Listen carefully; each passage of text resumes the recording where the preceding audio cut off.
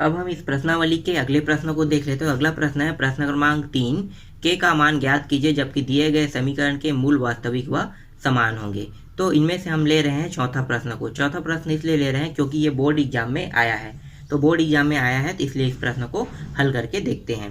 तो यहाँ पे हल करो तो ये क्या है, एक समीकरण है, तो इसको क्या करेंगे, इसकी तुलना करेंगे। तो यहाँ पे लिखो समीकरण 9x² माइनस के एक्स प्लस 16 बराबर 0 की तुलना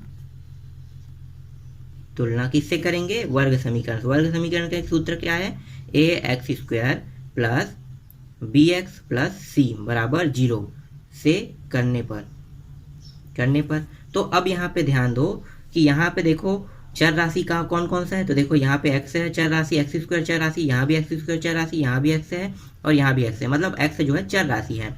तो हमें क्या करना है, तुलना जब भी करेंगे तो देखो घात जो समान है वो क्या हो जाएंगे, कट जाएंगे। तो देखो यहाँ पे x दोनों में है, वर्ग है, तो ये कट गया। अब आपको क्या दिखाई दे रहा है बचा हुआ, तो a दिखाई दे रहा है यहाँ से, और यहाँ पे क्या दिखाई दे रहा है 9, तो हम इसको यहाँ पे लिख लिए, ठीक है, a बराबर 9 करके।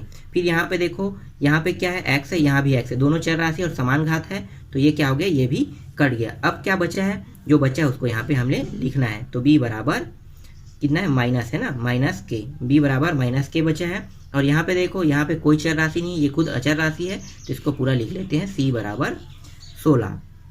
अब हम क्या करेंगे, अब हम इसको ये जो मान आया है इन सभी मानों को विविक्ति करके सूत्र में रखेंगे। विविक्ति करके सूत्र क्या होता है, d बराबर b² माइनस 4ac, इसमें हमें मान रखना है, तो रख दो। तो ये हो जाएगा b का मान कितना है, माइनस के, तो ये हो गया माइनस के का वर्ग माइनस 4, a का मान कितना है 9 और c का मान कितना है 16। आगे हल करो तो ये हो गया माइनस के और फिर ये माइनस के प्लस ये हो जाएगा 4 9 36 और 36 गुणी 16 करेंगे तो 576 आएगा। तो ये 576 आ गया। इन दोनों का भी गुणा कर देते तो ये माइनस माइनस क्या हो गया, प्लस हो गया, और के क्या हो गया, के का वर्ग हो गया, और ये हो गया 576। तो d बराबर कितना आया, 576। लेकिन अभी भी जो मान है हमारा पूरा कंप्लीट नहीं हो, क्यों, क्योंकि k का मान हमें ज्ञात करना है, और k का मान ज्ञात करने के लिए हमारे पास d का मान होना जरूरी है। अगर d का मान रहता तो हमारा आंसर k का मान हमें आसानी से प्राप्त हो जाता, पर यहाँ पे देखो d का कोई मान नहीं दिया है। तो d का मान नहीं दिया है तो क्या करेंगे, d के मान को मानेंगे। तो इसके लिए क्या करेंगे, दो स्थिति देखते हैं, दो कंडीशन से इसे हल करेंगे। पहली स्थिति क्या है, तो साइड पे देखो, पहली स्थिति है स्थिति 1। स्थिति 1 में हमें देखना है कि जो मान है d बराबर हमें क्या रखना है, d बराबर हमें 0 रखना है। तो 0 का मतलब क्या होगा, d बराबर 0 का मतलब, d बराबर 0 का मतलब होता है कि ये मान जो है वास्तविक है और समान है, ठीक है। d का मान अगर 0 प्राप्त होता है तो मान होता है वास्तविक और समान होता है। तो हम यहाँ पे रखेंगे इस समीकरण 1 में d बराबर 0, तो रख दो। तो d बराबर 0 रखते हैं, तो ये रहा d का मान हो गया यहाँ पे 0, और यहाँ पे बराबर k² माइनस 576। तो यहाँ पे देखो ये संख्या वाला है, ये इस पर पक्षांतर होके आ जाएगा, तो पक्षांतर होके आएगा तो माइनस क्या हो जाएगा, प्लस में हो जाएगा। तो ये हो गया 576 बराबर k²। अब हमें k² से स्क्वायर को हटा देंगे तो क्या होगा, जो वर्गमूल है वो इस पार आ जाएगा। तो k बराबर 576 यहाँ पे हो गया, और ये वर्गमूल के अंदर आ गया। अब यहाँ पे देखो ये किसका गुणनखंड होता है, तो ये होता है 24 गुणी 24 का गुणनखंड। और निकालने की विधि पता है क्या आपको, गुणनखंड, तो चलो यहाँ पे हम लोग निकाल के मैं बता देता हूँ आपको। 576 को गुणनखंड से निकाल लो, देखो इस तरह से। सबसे पहले 2 से करते हैं, तो 2 गुणित 2 से भाग दे दो, तो 2 दूनी कितना हो गया 4, तो 2 बार गया, जितने बार जाते हैं उसको लिखते हैं, तो 2 बार गया, फिर एक हासिल बचा यहाँ पे गया, तो 2 अट्ठे 16, ये 8 हो गया, फिर एक यहाँ पे चला गया हासिल, फिर 2 अट्ठे 16, फिर 2 से करो, 2 एकम 2 चौके, और फिर 2 चौके, फिर 2 से, तो 2 सत्ते 2 दूनी, फिर 2 से जा रहा है तो 2 से फिर से कर दो, तो 2 तिया एक हासिल वहाँ पे गया, तो ये 12 हो गया, 2 गुणी 2 छक्के 12, तो ये हो गया 2 से, फिर 2 से कटा दो, तो 2 एकम 2 अट्ठे 16, फिर 2 से 2 निया, फिर 2 से अब नहीं जाएगा, किससे जाएगा 3 से, 3 दिया 3 गुणे 3 और 1 चला गया। अब इसका जोड़ा निकाल दो, जोड़े जोड़े में देखो जोड़ा जोड़ा, ये भी जोड़ा ये भी जोड़ा, बन गया।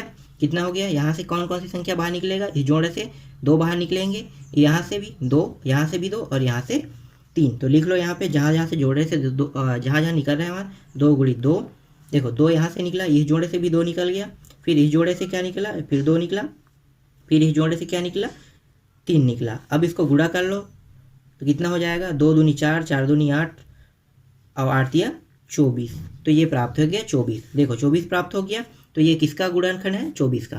तो ये देखो 24 गुणी 24, इस तरह से आप लिखो इसको, और ये बराबर के बाहर निकाल लो तो ये आ गया 24। अंडर रूट में भी जोड़ा बना लो यहाँ पे, तो देखो जोड़ा बन गया, 24 बाहर होगा, के का मान आ गया 24। ठीक, तो एक बार आया के का मान 24, पहला निकल गया। दूसरा देखते हैं।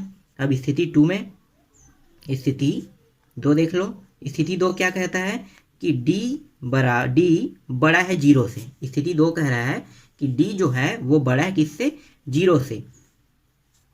तो यहाँ पे अब हम क्या करेंगे, समीकरण 1 से d के मान को रखेंगे, और d का मान क्या है, ये जो पूरा मान है वो d का मान है। तो रख दो यहाँ पे d का मान। तो d का मान है k स्क्वायर माइनस 5 7 6 576, बड़ा है 0 से।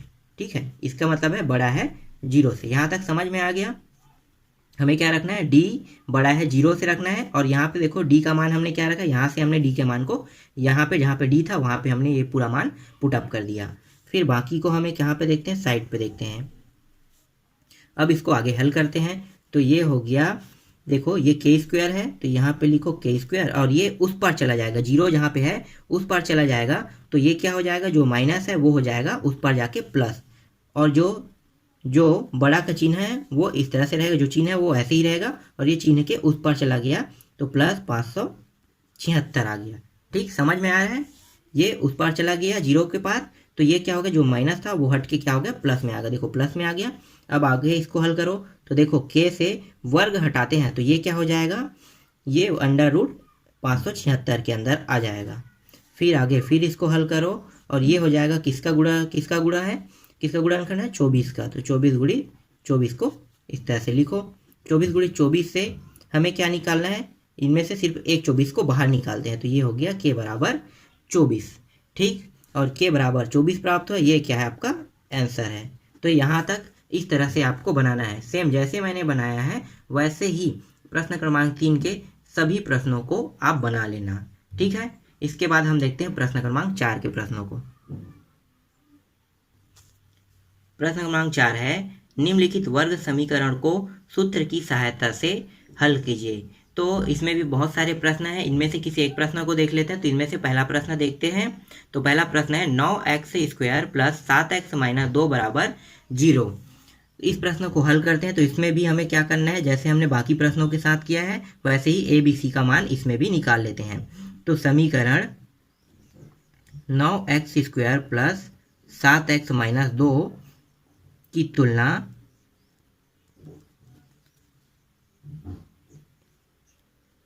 ax square plus bx plus c से करने पर कर देते हैं। तो a का मान निकालते हैं। देखो सेम है, ये देखो x है, दोनों चर राशि है, कट गया।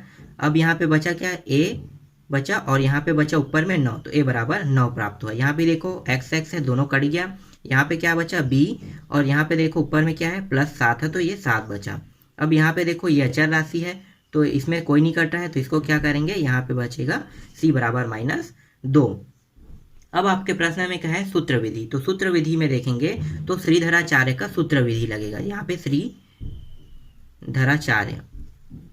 श्रीधराचार्य का सूत्र विधि। तो श्रीधराचार्य का सूत्र क्या है, तो सूत्र है माइनस b फिर प्लस माइनस, पहले हम सूत्र लिख रहे हैं, b स्क्वायर माइनस 4ac, और ये है 2a। तो ये श्रीधराचार्य का सूत्र है। इसी सूत्र में हमें क्या करना है, मान रखना है। तो यहाँ पे आगे में लिख लेना x। ठीक है, यहाँ पे थोड़ा सा साइड करते हैं।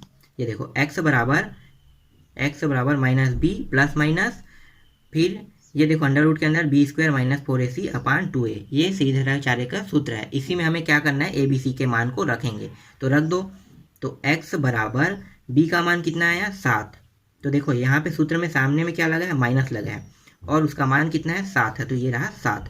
फिर प्लस माइनस कर दो, जो लगा है देखो सूत्र में उसको पूरा लिखते जाना है हमें। अब हमें क्या करना है b², तो b² के मान रख दो, तो b का मान कितना है 7, तो 7 का वर्ग करेंगे। फिर 4 यहाँ पे सूत्र में दिया हुआ है, a का मान कितना है 9, तो गुणा कर दो 9 को, और c का मान कितना है -2, तो गुणा करके लिखो माइनस, कोष्टक के अंदर लिख लो 2। नीचे में देखो, नीचे में कितना है, सूत्र में 2 दिया है और a का मान हमें यहाँ से रखना है, तो a गुणित 1 गुणित 9। ठीक, यहाँ तक समझ में आ गया। बाकी को साइड पे देखते हैं। तो यहाँ पे लिखो बराबर, यहाँ पे -7, फिर प्लस माइनस, फिर इस अंडर रूट के अंदर को गुणा कर हल कर लो, तो ये हो गया 7 गुणित 7 कितना होता है 49, 7 7 49, तो ये आ गया 49। और यहाँ पे देखो 4 है, 4 निया कितना हो गया 36, 36 हो गया, और 36 दूनी कितना हो जाएगा, 36 दूनी ये हो जाएगा 72, तो ये 72 हो रहा है। और यहाँ पे देखो ये माइनस है और सामने भी माइनस है, दोनों माइनस माइनस है और सभी गुणे में है, तो एक माइनस दूसरा माइनस, तो ये 2 माइनस है, तो माइनस माइनस क्या हो जाएगा, ये प्लस हो जाएगा, और ये हो जाएगा 72। अब देखो नीचे को गुणा कर लो, तो 2 गुणित 9 कितना हो गया, ये 18 हो गया। तो ये -7 प्लस, फिर अंदर फिर से हल करो, तो ये दोनों जुड़ के हो जाएंगे, ये हो गया 1 और ये हो गया 121 आ गया, और ये नीचे में कितना है 18। ठीक, यहाँ तक प्राप्त हो गया।